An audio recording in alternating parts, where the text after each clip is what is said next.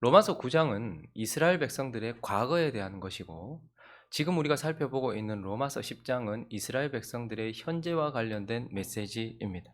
그런데 이 이스라엘 백성들의 현재를 이야기할 때에도 두 국면으로 나누어 볼 수 있습니다. 하나는 하나님 앞에 서 있는 이스라엘 백성 그 자체, 그들의 현재, 하나님 앞에 서 있는 이스라엘 백성들 그들의 모습의 현재가 있을 수 있고, 또 하나는요, 그 이스라엘을 대하시는 하나님의 현재, 하나님이 지금 이스라엘한테 어떤 모습이신지에 대한 두 국면이 있을 수 있죠. 우리는 어제 하나님 앞에 서 있는 이스라엘 백성들의 현재의 모습을 살펴보았습니다. 이미 하나님께 택하심을 받아서 큰 은혜 가운데 있었던 그들이지만 그들의 현재는 어떠했습니까? 로마서 10장 3절은 이렇게 말하고 있는데 읽어볼까요? 시작. 하나님의 의를 모르고 자기의 의를 세우려고 힘써 하나님의 의에 복종하지 아니하였느니라.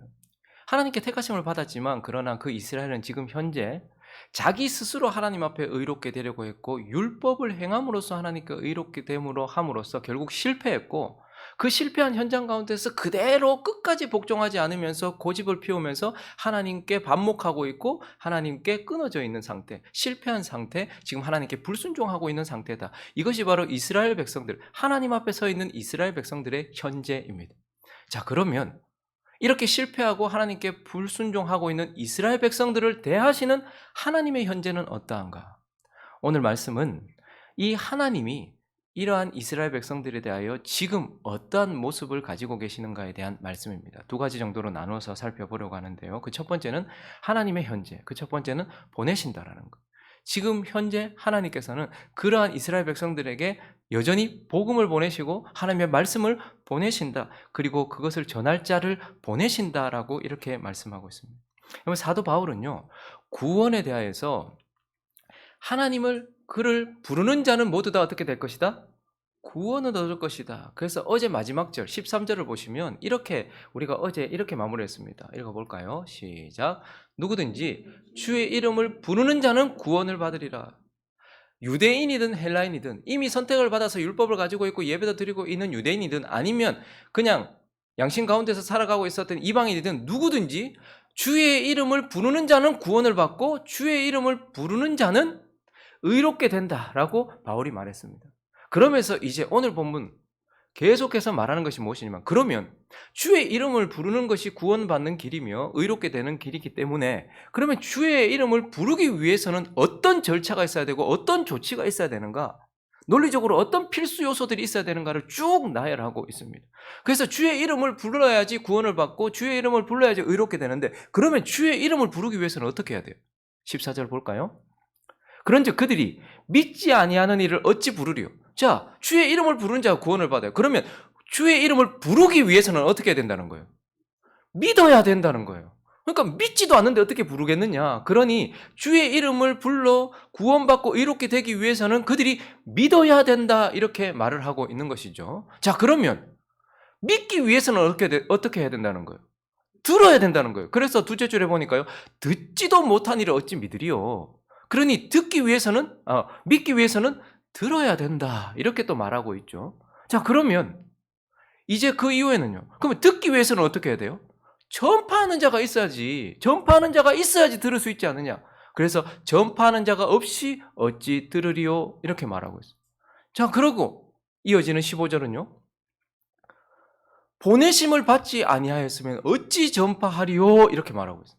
자, 그러니까 우리가 하나님 앞에 구원을 받고 의롭게 되기 위해서는 주의 이름을 불러야 돼요. 그럼 부르기 위해서는 어떻게 해야 돼요? 믿어야 되잖아요. 근데 믿기 위해서는 어떻게 해야 돼요? 들어야 돼요. 듣게 하기 위해서는 어떻게 해야 돼요? 전파하는 자가 있어야 돼요. 그럼 전파하는 자가 있기 위해서는요, 보내시는 자가 있어야 된다는 거예요. 그래서 15절을 다시 보시면요, 이렇게 말하고 있습니다. 보내심을 받지 아니하였으면 어찌 전파하리요? 그러니까 그들이 띄워놔 주십시오. 구원을 얻고 의롭게 되기 위해서는 주의 이름을 불러야 되는데, 주의 이름을 부르기 위해서는 믿어야 되고, 믿게 하기 위해서는 들려줘야 되고, 들려주기 위해서는 누군가가 가서 전해야 되고, 누군가가 가서 전하려면 보내는 자가 있어야 된다는 거예요. 그래서 하나님은 지금 뭐 하신다는 거예요? 보내신다라는 거예요. 여전히 하나님의 말씀을 전하도록 보내신다. 복음을 전하도록 보내신다. 그런데 그 말을 하면서 기록된 바 아름답도다. 좋은 소식을 전하는 자들의 발이여 함과 같으니라. 그런데 그가 지금 여기서 인용하고 있는 것은 이사야서 52장 7절 말씀이에요. 이사야서 52장 7절 말씀 한번 볼까요? 좋은 소식을 전하며 평화를 공포하며 복된 좋은 소식을 가져오며 구원을 공포하며 시온을 향하여 이르기를 네 하나님이 통치하신다 하는 자의 산을 넘는 발이 어찌 그리 아름다운가. 지금 이 말씀을 인용하고 있어요. 근데 이 말씀은요, 바벨론에 의하여서 멸망당한 유대인들, 그러니까 하나님의 백성, 이미 선택을 받았는데, 그런데 그들이 하나님께 불순종함으로 인하여서 바벨론에 의하여서 무너졌어요. 그런데 그 바벨론에 의해 무너진 하나님의 백성들을 향해서 하나님께서 지금 어떤 사람을 보내는 거예요? 너희를 통치하실 것이다. 너희가 구원을 얻을 것이다. 라는 복음의 소식을 전하는, 그러니까 믿지 않는 자들에게 전하는 그러한 소식이 아니라 하나님의 백성들, 이미 선택받았지만 지금 무너져 있는 하나님의 백성들에게 기쁨의 좋은 소식, 복음을 전하는 자의 발을 이야기하면서 지금 바울이 의도적으로 그것을 우리에게 말하면서 지금 하나님께서 그래서 뭘 하신다는 거예요? 하나님은 여전히 선택받았지만 하나님께 불순종하고 있고 지금 실패한 그들을 향해서도 복음의 메시지를 전하도록 사람들을 보내고 계신다라고 이렇게 말씀하고 있어요. 제가 하나님 앞에, 저도 모태신앙은 아니지만 그래도 초등학교 한 4학년 이때쯤부터 신앙생활을 했어요. 그러니 거의 저는 늘 이렇게 주장합니다. 나는 밥 못해다. 나는 밥 못해다. 이렇게 얘기를 해요. 그런데 저도 어떻게 보면 종교생활을 하고 있었죠. 신앙생활이라고보다는 종교생활을 하고 있었습니다. 근데 제가 인격적으로 하나님을 만났던 건 청년 때였고 실제로 하나님이 저를 부르신다고 느꼈던 것은 한 2006년, 2005년 정도, 2006년부터였습니다. 그리고 복음 앞에 하나님께서 저를 세우셨고 제가 하나님 앞에 제 자신을 헌신하기로, 실제로 헌신하기로 다짐하고 그 당시에 이제 사귀고 있던 자매, 그리고 지금 이제 아내가 된 자매와 함께 하나님께서 나를 선교사로 땅끝으로 보내신다. 그렇게 이제 이야기하면서 어디로 갈지를 하나님께서 선교사로 나를 부르신다라고, 복음이 없는 곳으로 나를 복음을 들고 보내신다라고 이렇게 이야기하면서 그때부터 어느 나라에서 헌신할까를 찾고 있었어요. 근데 제가 이래 봬도 그때는 너무 은혜를 세게 받아가지고 이 정도 은혜 받나 오지에 끌려가서 죽겠구나. 근데 그래도 나는 여한이 없다. 내가 어딜 가든 복음이 없는 곳에 복음 들고 가서 거기에 한 사람만 있어도 내가 거기 가서 복음 전하겠다. 그런데 그러면서 한 3년 정도를 돌아다녔어요. 근데 어느 한 곳도 하나님이 마음을 주시는 곳이 없고 어느 한 곳도 마음이 가는 곳이 없어요. 그래서 너무 답답했어요. 이거 어떻게 해야 되나. 내가 지금 하나님께 나 자신을 드리려고 하는데 나를 받으실 만한, 하나님이 나를 어느 곳으로 보내신지 전혀 분별이 안 된다. 한 3년쯤 지났습니다. 그런데 하나님께서 저에게 명확하게 말씀하셨어요. 교회로 가라. 근데 저는 그때 이게 충격이기도 했고 납득도 하지 않았고 용납도 되지 않았어요. 저는 저기 아프리카 오지 이런 데 끌려가 가지고 막 복음 전하다가 막 그런 상상을 하고 있는데 하나님이 교회로 들어가래요.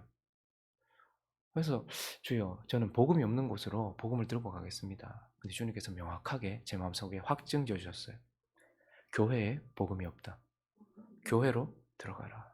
교회도 내가 보내는 곳이다.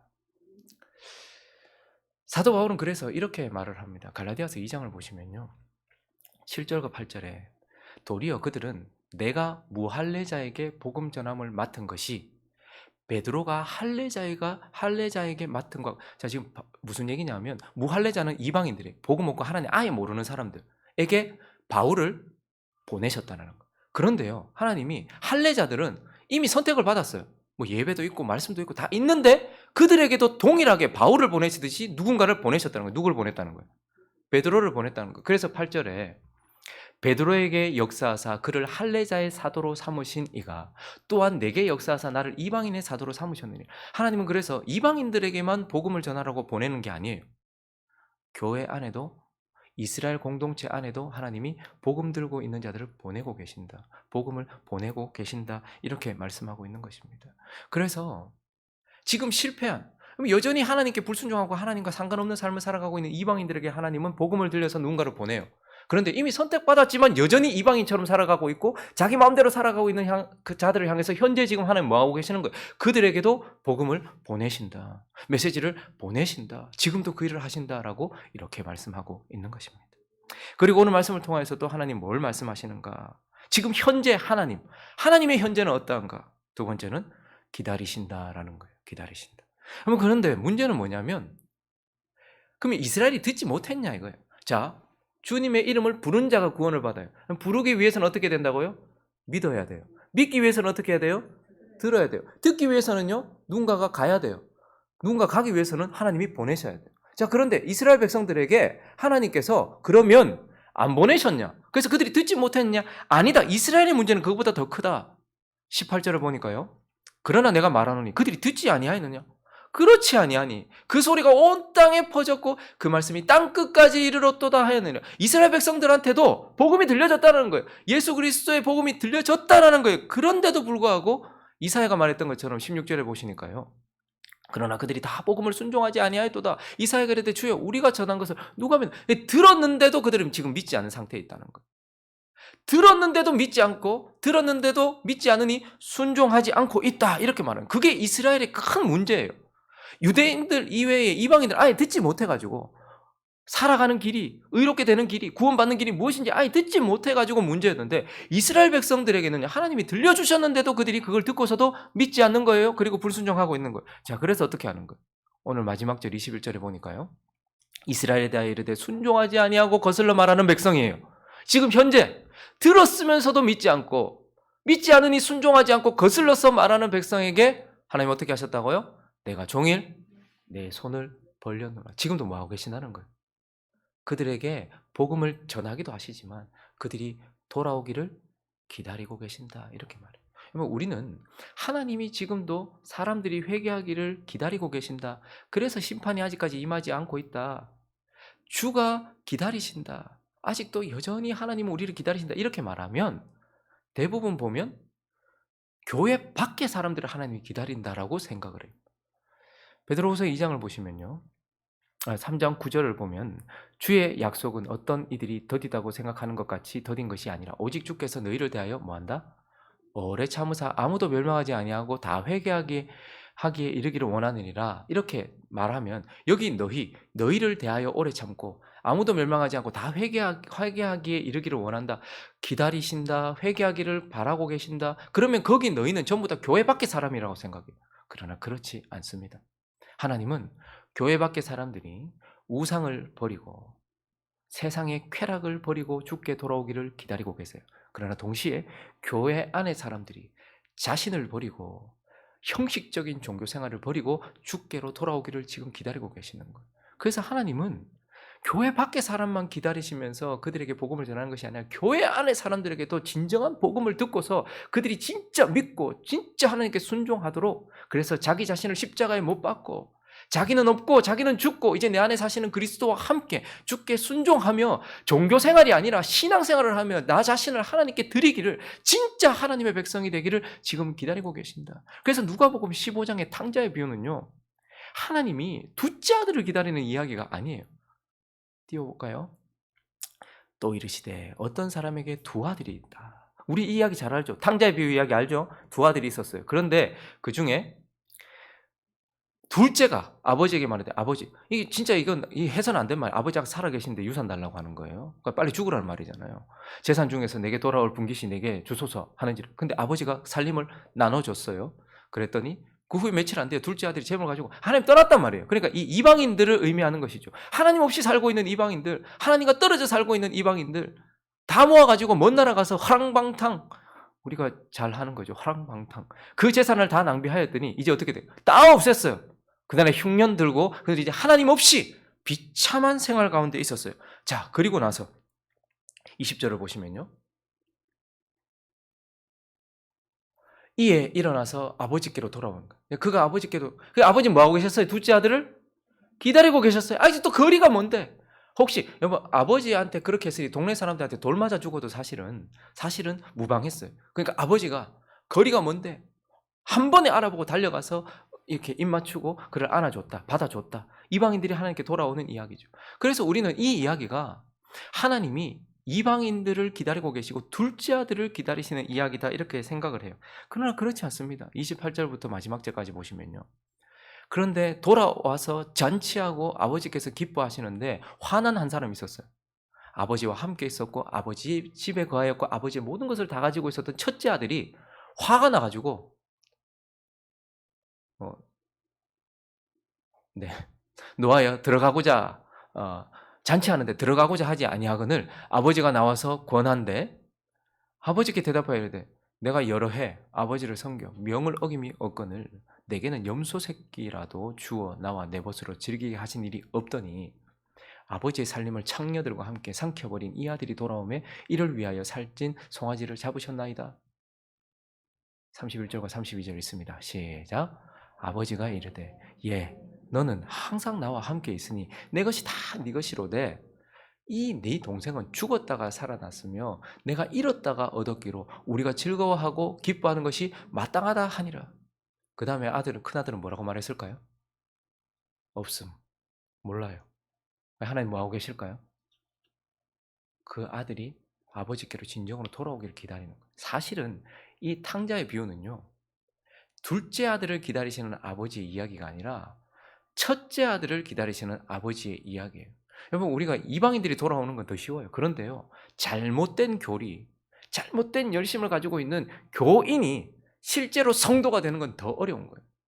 이 이야기는 사실 하나님께서 첫째 아들, 아버지와 늘 같이 있었고 아버지 것이 다 내 것이라고 주장할 수 있는 자가 아버지와 마음을 같이 하지 않았고 자기 멋대로 살아가고 있는, 그래서 아버지에게 반항하고 있는, 불순종하고 있는 그 상황 속에서 살아온 동생을 위하여 기뻐하며 잔치하고 있는 아버지를 향해서 이게 뭐하는 짓입니까? 라고 손가락질하면서 물리적으로는 가까이 있었지만 영적으로는 멀리 있었던 그 아버지를, 그 아들을 기다리는 아버지.